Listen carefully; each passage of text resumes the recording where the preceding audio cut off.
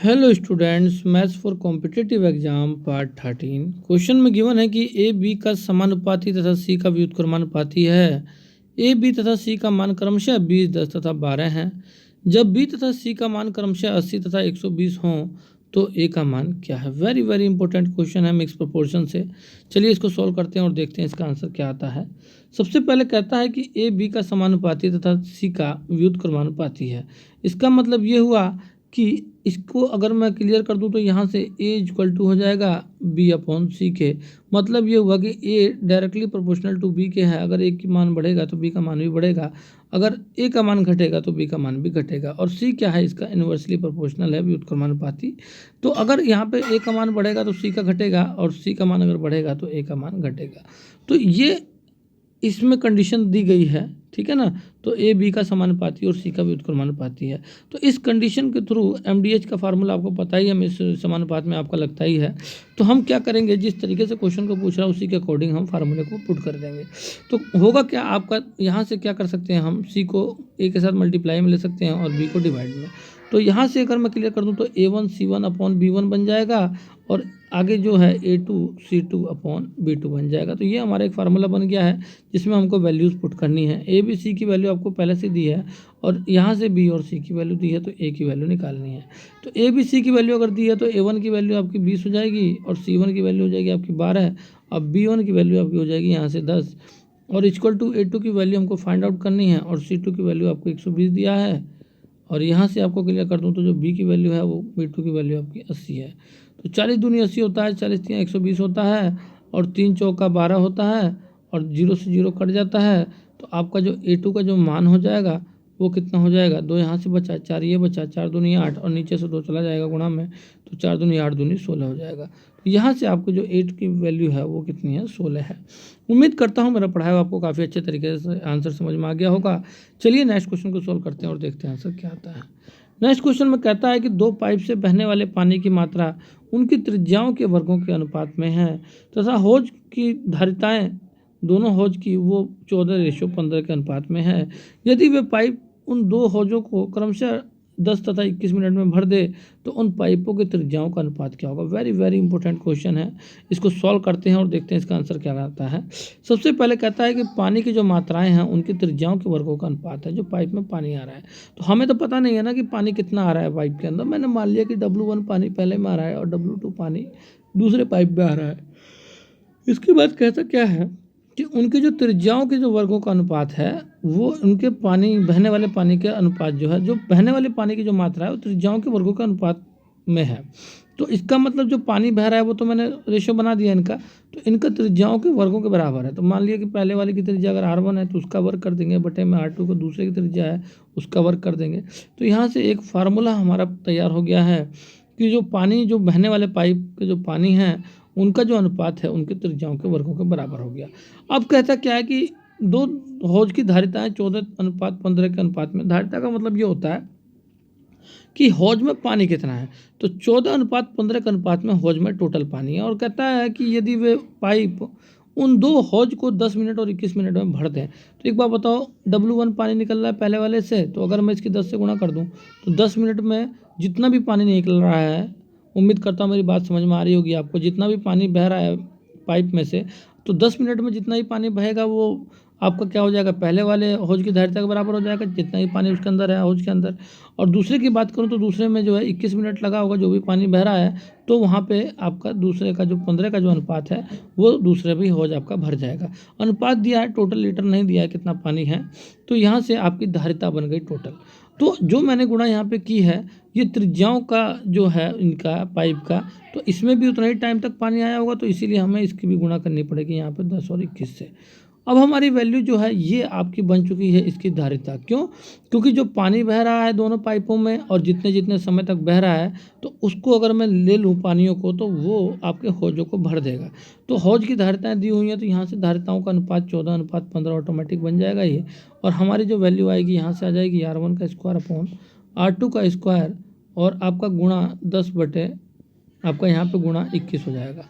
तो अगर मैं आपको क्लियर कर दूँ तो हम यहाँ से क्या कर सकते हैं, R1 अपॉन R2 को पूरे का होल स्क्वायर मान लेते हैं, बात एक ही है।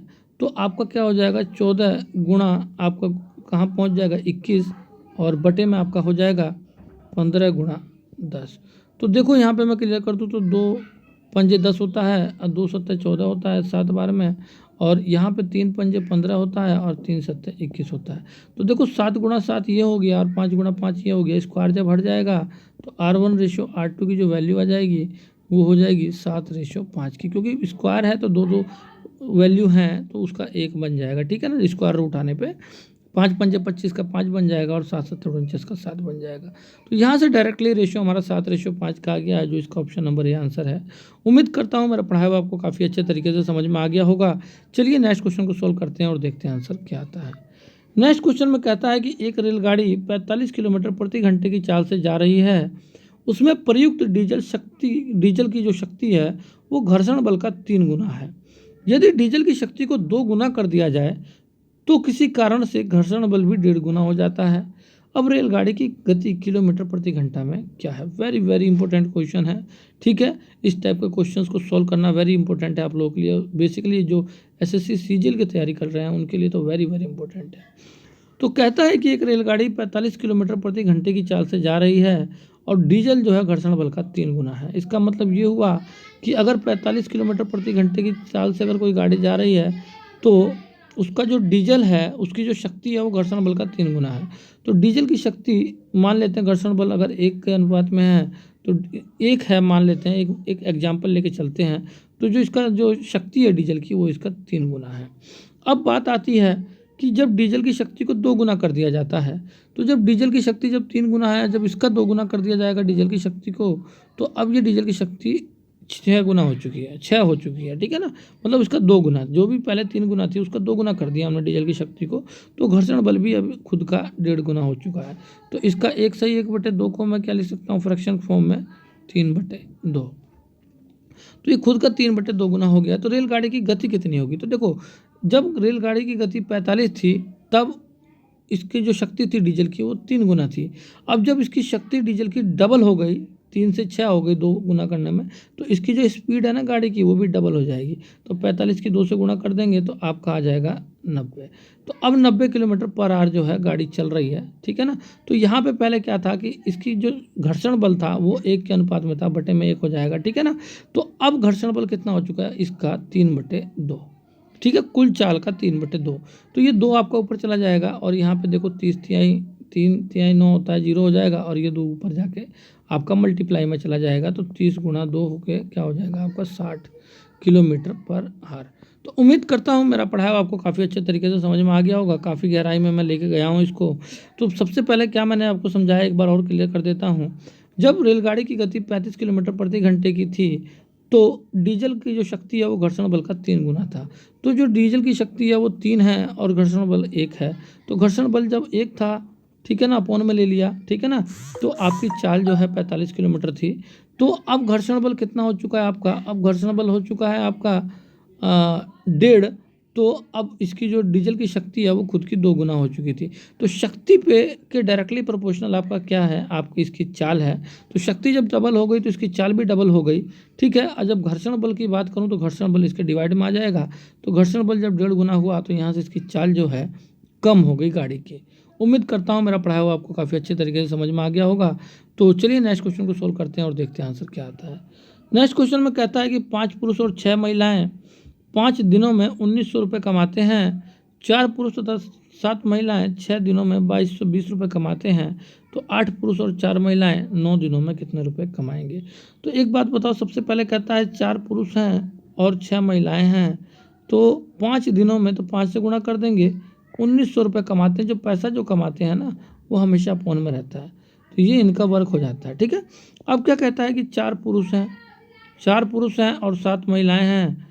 वो कह रहे हैं कि 6 दिन में टोटल 2220 रुपये कमाते हैं।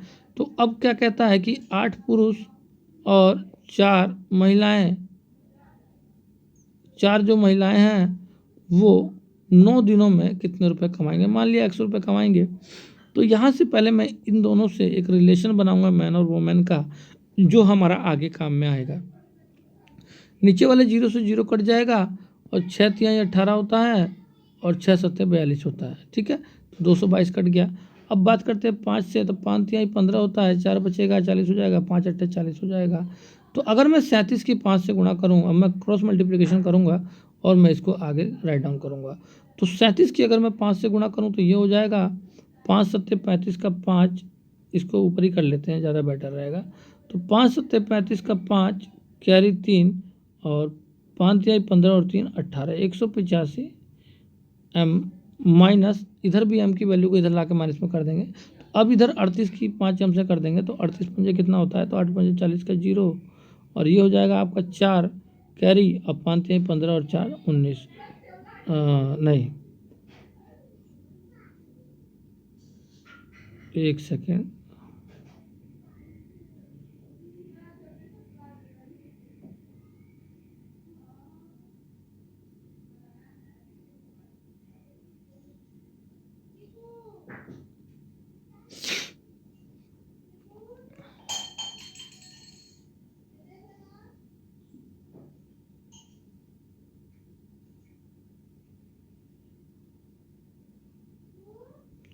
एक सौ 85 एम आ गया है और ये वाला एम इधर आके माइनस में हो जाएगा।